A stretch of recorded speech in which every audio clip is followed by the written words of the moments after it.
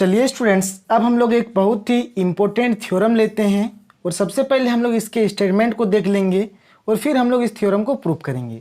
इसका स्टेटमेंट कुछ इस प्रकार से है। Suppose A and B are arbitrary non zero elements of a Euclidean ring R. यहाँ पर ए और बी कोई दो नॉन जीरो एलिमेंट्स है यूक्लिडियन रिंग आर का।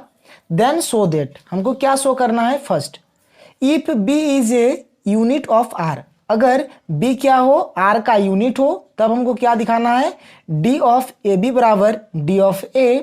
और सेकंड कंडीशन हमको क्या दिखाना है कि if b is not unit of r, अगर b हमारा क्या हो? r का यूनिट ना हो, तब हमको क्या दिखाना है कि d of A B greater then d of a।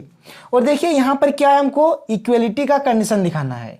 और एक्चुअल में इक्वलिटी का कंडीशन क्या होता है? देखिए, अगर आप सबसेट में देखें, अगर a सबसेट हो v का, b सबसेट हो a का, तब हम बोलते हैं a बराबर b। If and only if का कंडीशन होता है। और अगर आप ऐसे देखें तो जैसे a less than equal to b हो, b less than equal to a हो, तभी हम बोलेंगे क्या होगा? a बराबर b होगा। तो इक्वलिटी का कंडीशन इस प्रकार से दिखाया जाता है। तो जैसे यहाँ पर d ऑफ ए बी बराबर डी ऑफ ए है, तो हमको यहाँ पर क्या दिखाना होगा? पहले d of A b less than equal to D of a, एक कंडीशन ये दिखाना होगा। और एक क्या दिखाना होगा कि D of A less than D of A less than D of A into B. तब हम यहाँ से बोल सकते हैं कि डी ऑफ ए बी बराबर डी ऑफ ए। बात समझ रहे हैं? इक्वलिटी का कंडीशन इसी तरह से दिखाया जाता है। तो चलिए अब हम लोग यहाँ पर इसको प्रूव करते हैं। प्रूफ बिल्कुल ही सिंपल है, खाली केवल आप देखते रहें, आपको सारा चीज समझ में आ जाएगा। फर्स्ट क्या कह रहा है आपको? देखिए यहाँ पे क्या है, एक R जो है वह एक इक्विलिडियन रिंग दिया गया है। तो लिखते हैं कि let R be a Euclidean ring.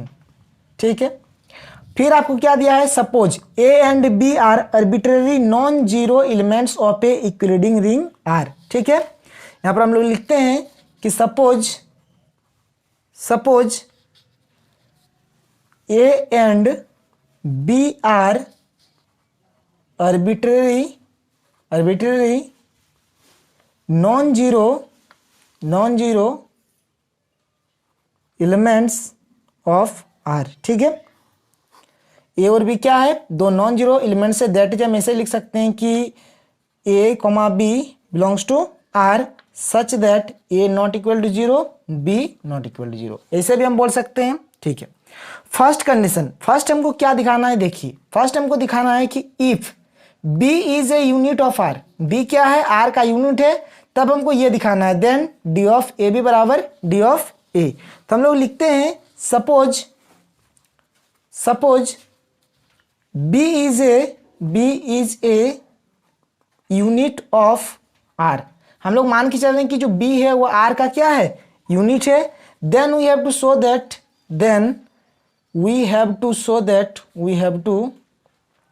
Show that तब हमको क्या शो करना है कि D ऑफ ए बी बराबर D ऑफ A, ये हमको दिखाना है अगर B R का यूनिट होता है तो। ठीक है, अब जैसे देखिए हमने लिखा है, चूंकि R is a Euclidean ring, R क्या है? हमारा इक्विलिडियन रिंग है। By definition of Euclidean ring, by definition of Euclidean ring, Euclidean ring का डेफिनेशन क्या होता है कि D of A into B क्या होता है? ग्रेटर देन और equal to D of A होता है।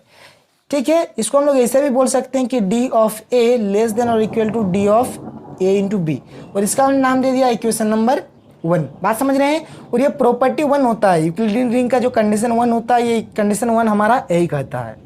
चलिए यहाँ तक आपको समझ में आ गया। अब देखिए, अब जैसे आपको यहाँ पर और एक कंडीशन क्या दिया है? B क्या है? R का यूनिट है। B क्या है? R का यूनिट है। अब हम लोग इसका यूज करेंगे कि we know that an element B belongs to R is called a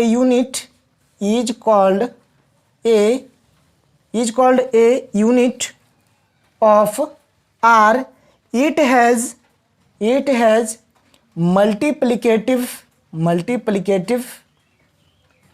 inverse in are. तो इसके पास क्या होंगे, मल्टीप्लिकेटिव इनवर्स होंगे।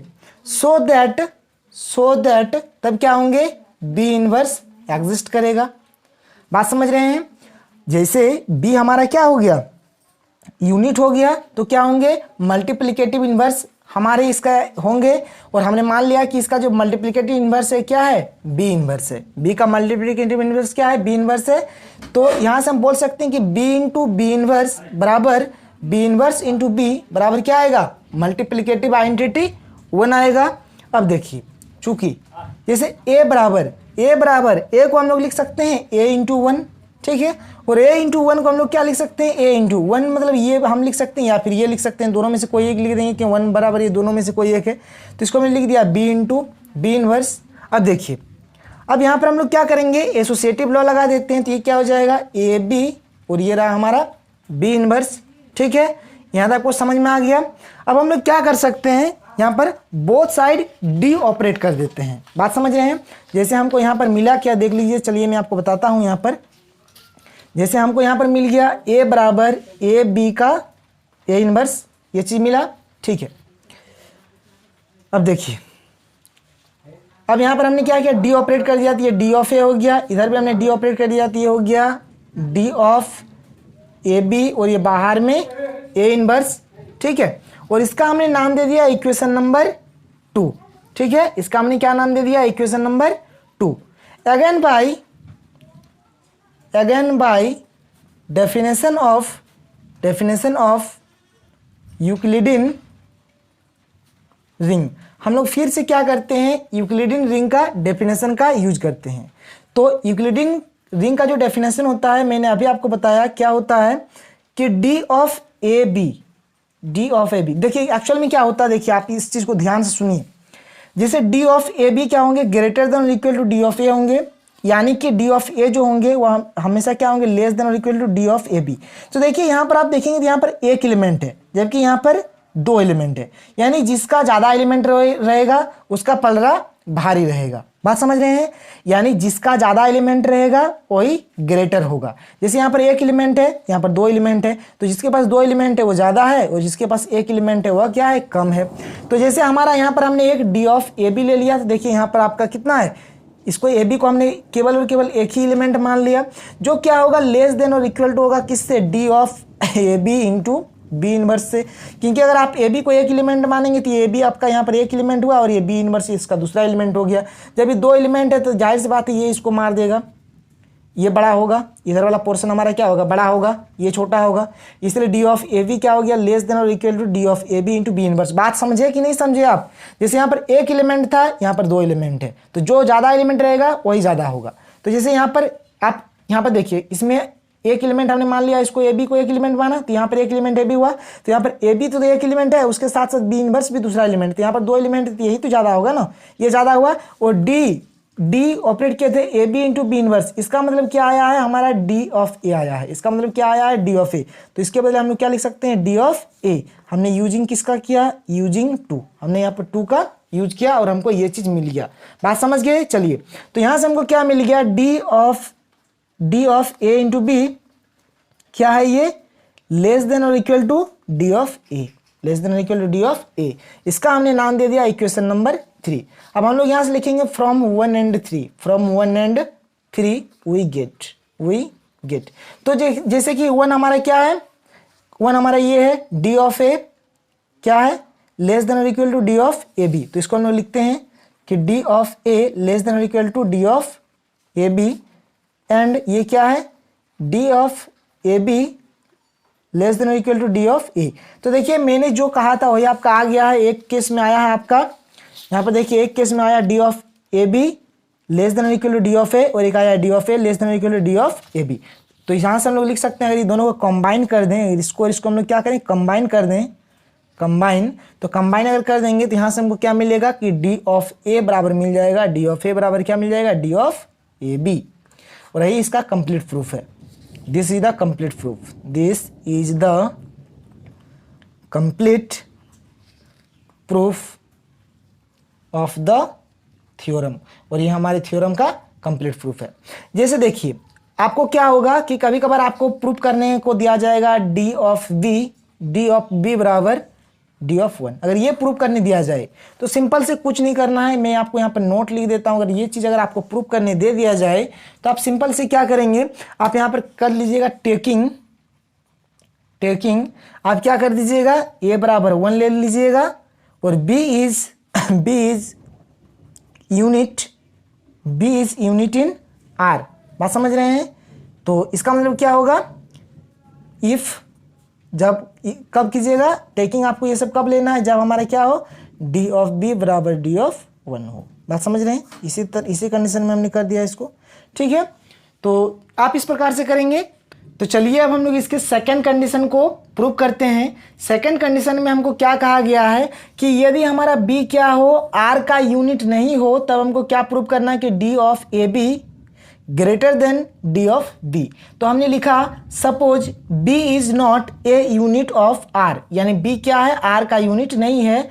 तब हमको क्या प्रूव करना है, to prove that D of A B greater than D of B. ये चीज को हमको प्रूव करना है। चलिए हम लोग लिखते हैं, इसको प्रूव करते हैं। ये प्रूफ ही हो रहा है, यहां से हमारा प्रूफ ही चल रहा है, ये कंडीशन नंबर 2 का प्रूफ है, ठीक है।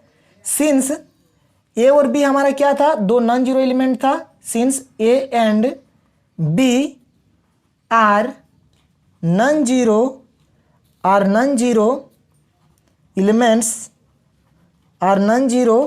elements of the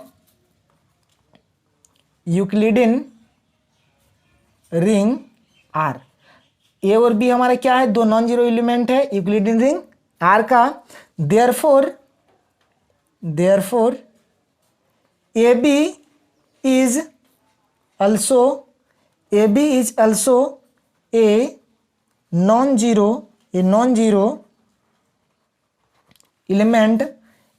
element of R।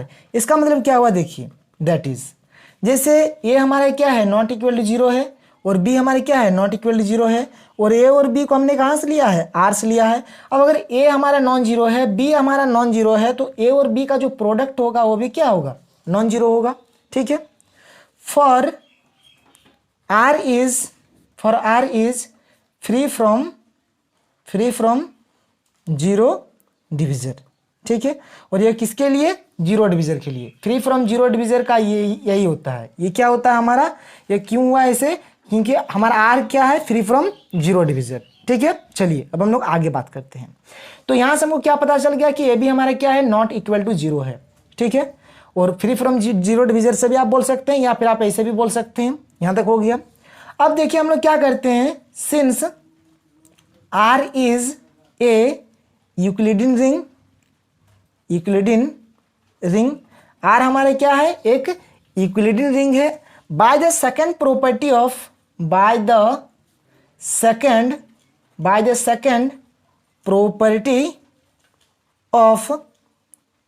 Euclidean ring का हम लोग क्या करेंगे, सेकंड प्रॉपर्टी हम लोग यहां पर लगाएंगे। तो जैसे हमने यहां पर क्या ले लिया, ए बी क्या है, नॉट इक्वल टू जीरो है, और ए बी हमारा किसके एलिमेंट है, आर के एलिमेंट है। इंप्लाइज देयर एग्जिस्ट, तब क्या होता है, क्यू और आर कोई दो इंटीजर्स एग्जिस्ट करते हैं आर में, ठीक है। सच दैट देखिए सेकंड कंडीशन हम लोग कैसे लिखते हैं, आप थोड़ा सा उसको याद कीजिए। सेकंड कंडीशन हम लोग इस प्रकार से लिखते हैं कि ए और बी मान लीजिए कोई आर का दो एलिमेंट है, और बी हमारा अगर नॉट इक्वल टू जीरो है, तो यहाँ से कोई दो एग्जिस्ट करता है, कोई दो इंटीजर्स, एक क्यू और आर बिलोंग्स टू आर से। तो हम लोग इसको कैसे लिखते थे, ए बराबर क्या लिखते थे, बी क्यू प्लस आर, इसी टाइप का लिखते थे ना। तो जैसे यहाँ पर क्या है, हमने एक ए ले लिया और एक ए बी ले लिया। बात समझ रहे हैं? कहने का मतलब जैसे यहाँ पर क्या हुआ, एक element A belongs to R और एक A B belongs to R, such that क्या है, A B not equal to zero है। तब यहाँ पर क्यू और आर एग्जिस्ट कर रहा है, तो इसको हम लोग कुछ इस प्रकार से लिखेंगे। इसको हम लोग क्या लिखेंगे, इसको हम लोग लिखेंगे ए बराबर क्या लिखते हैं, बी क्यू, लेकिन बी के जगह पर यहाँ पर क्या है, ए बी है, तो यहाँ पर क्या लिखेंगे, A B Q plus R, A B Q plus R. इसका हमने नाम दे दिया इक्वेशन नंबर ए। बात समझ रहे हैं, कोई दिक्कत नहीं होना चाहिए। यही तो डेफिनेशन होता है कि ए और बी कोई दो एलिमेंट लेते हैं आर से, B not equal to zero हो, तो कोई दो अगर इंटीजर्स एग्जिस्ट करता है क्यू और आर बिलोंग्स टू आर से, तो ए बराबर क्या होता है बी क्यू प्लस आर। तो जैसे हमने यहाँ पर ए एक एलिमेंट लिया आर से, ए बी दूसरा एलिमेंट लिया आर से, और यहाँ पर ए बी क्या है नॉट इक्वल टू जीरो है, और क्यू और आर कोई दो एलिमेंट एग्जिस्ट कर रहा है आर में, तो ए बराबर क्या हो जाएगा, यहाँ पर ए बी है, देखिए बी की जगह पे यहाँ पर क्या ए बी है, तो A B Q plus R लिखा, ठीक है। और यहाँ पर क्या होगा, यूक्लिडियन रिंग के सेकंड कंडीशन के आधार से होयर आइदर क्या होंगे, या तो आर बराबर जीरो होंगे, या फिर क्या होंगे D R less than D of A B होंगे।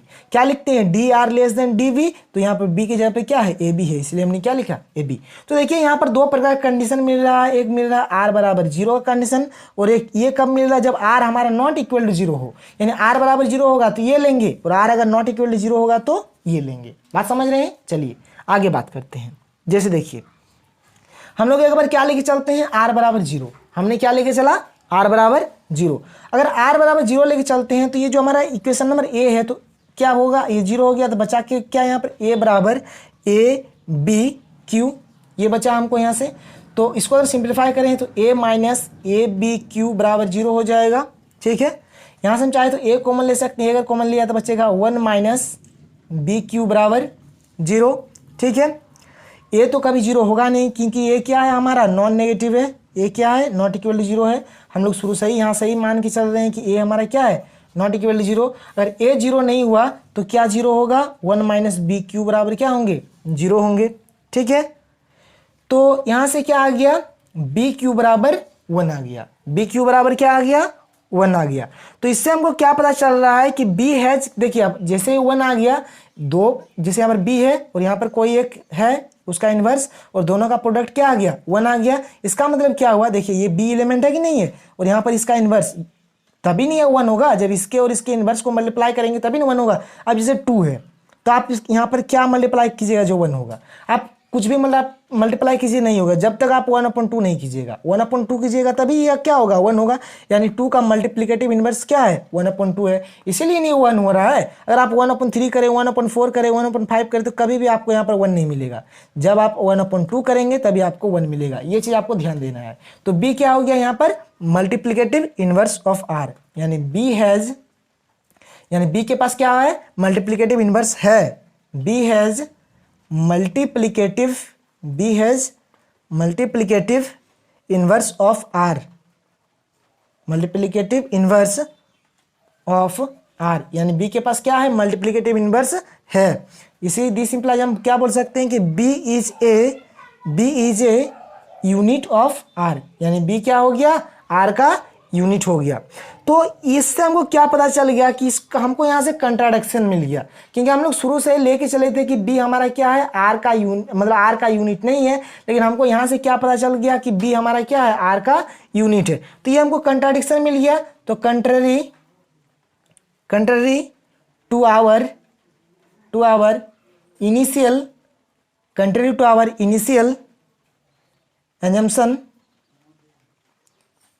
assumption that B is not a unit of R। तो कंट्राडिक्शन मिल गया, तो इसको हम लोग यहीं पर छोड़ देंगे और फिर हम लोग आगे जाएंगे। हमने क्या लेके चला था यहाँ पर हमने लेके चला R बराबर 0, लेकिन अब हम लोग क्या लेके चलेंगे ये वाला कंडीशन, ये वाला R बराबर 0 के लिए कंडीशन है और R नॉट इक्वल टू 0 के लिए कंडीशन है, यानी D R less than D of A B. तो चलिए अब हम लोग R नॉट इक्वल टू 0 के कंडीशन को लेके चलते हैं और देखते हैं कि इस कंडीशन से हमको यहाँ पर मिलता क्या है। ठीक है, तो चलिए अब हम लोग दूसरे कंडीशन को लेके चल रहे हैं। हेंस हमने यहाँ पर क्या लेके चला R नॉट इक्वल टू 0 अब लेके चला। ठीक है, देयरफॉर वी मस्ट हैव, तब हमको इस केस में क्या मिलेगा, इस केस में हमको मिल जाएगा D R less than D of A B, और इसका हमने नाम दे दिया इक्वेशन नंबर बी। बात समझ रहे हैं। देखिए जब r बराबर 0 हो रहा थी ये कंडीशन, और जब r नॉट इक्वल 0 हो रहा थी ये condition, D R less than D of A B, तो हमने वही कंडीशन लेके चला। अब चलिए इस कंडीशन पर हम लोग वर्क करते हैं। अब फ्रॉम ए, ए से अगर हम लोग चले यहाँ पर फ्रॉम ए, अगर ए से चले तो ए हमारा क्या है, आप एक झलक देख लीजिए ए को। ए हमारा क्या है, ये इक्वेशन नंबर ए है, क्या है, ए बराबर A B Q plus R. तो इसको हम लोग क्या लिखेंगे, ए बराबर A B Q plus R लिख सकते हैं। ठीक है, अब हम क्या करते हैं, यहाँ से आर निकालते हैं। तो आर बराबर क्या हो जाएगा, ए माइनस ए बी क्यू। ठीक है, तो आर बराबर ये दोनों में से अगर हम लोग ए कॉमन ले लेते, ए कॉमन ले लिया तो बचेगा 1 माइनस क्यू बी। क्या बचेगा, 1 माइनस क्यू बी। तो यहाँ से हमको आर बराबर क्या मिल गया, ए 1 माइनस क्यू बी। अब चलिए यहाँ पर हम लोग डी बोथ साइड ऑपरेट कर देते हैं, तो ये हो जाएगा आपका डी आर और ये आपका हो जाएगा D A 1 minus Q B. बात समझ रहे हैं, यहाँ तक हो गया।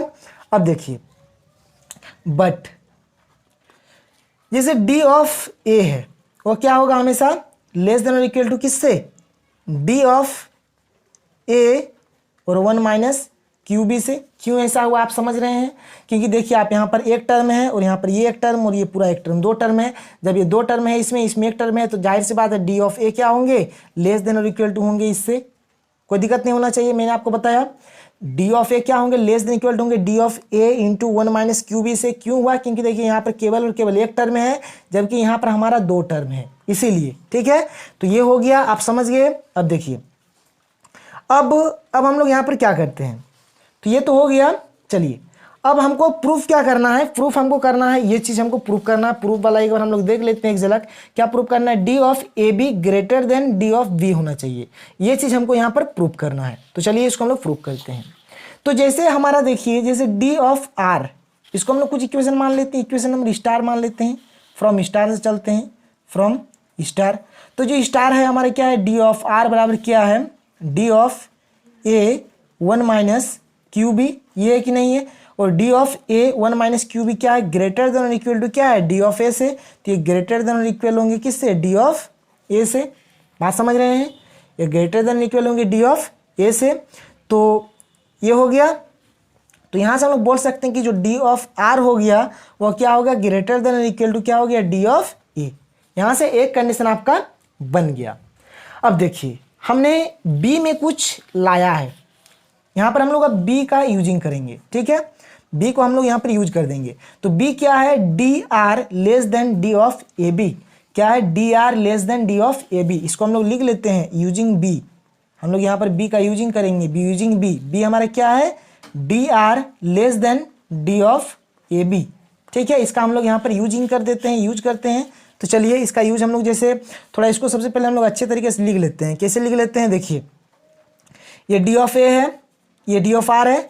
तो जो डी ऑफ आर है उसको कौन मार दे रहा है, डी ऑफ ए बी उसको मार दे रहा है। यानी डी ऑफ ए बी जो है वह डी ऑफ आर को मार देता है। और ये डी ऑफ आर किसको मारता है, इसको, डी ऑफ ए को। यानी डी ऑफ ए बी क्या है, ग्रेटर देन है डी ऑफ आर से, और डी ऑफ आर क्या है, ग्रेटर देन और इक्वल टू है डी ऑफ ए से। तो देखिए यहाँ पर ग्रेटर है सिर्फ, और यहाँ पर ग्रेटर देन इक्वल है। तो यहाँ जो दोनों में जो कॉमन होगा उसी को लेंगे। जैसे यहाँ पर ग्रेटर देन है, यहाँ पर ग्रेटर देन और इक्वल है, तो इसमें भी ग्रेटर है, इसमें भी ग्रेटर है, इसीलिए हम लोग क्या लेंगे, डी ऑफ ए बी। क्योंकि हम लोग इस टर्म को ले रहे हैं और इस टर्म को ले रहे हैं ना, तो डी ऑफ ए बी क्या हो जाएगा, ग्रेटर हो जाएगा डी ऑफ ए से। बात समझ रहे हैं, डी ऑफ ए बी क्या होगा, ग्रेटर होगा डी ऑफ ए से। और यही चीज़ हमको प्रूव करना था, और यही है हमारा complete proof. This is the complete proof, this is the complete proof of the theorem। और यह इस थ्योरम का कंप्लीट प्रूफ है। तो चलिए आज के लिए इतना ही, फिर मिलते हैं अगले वीडियो में। Thank you.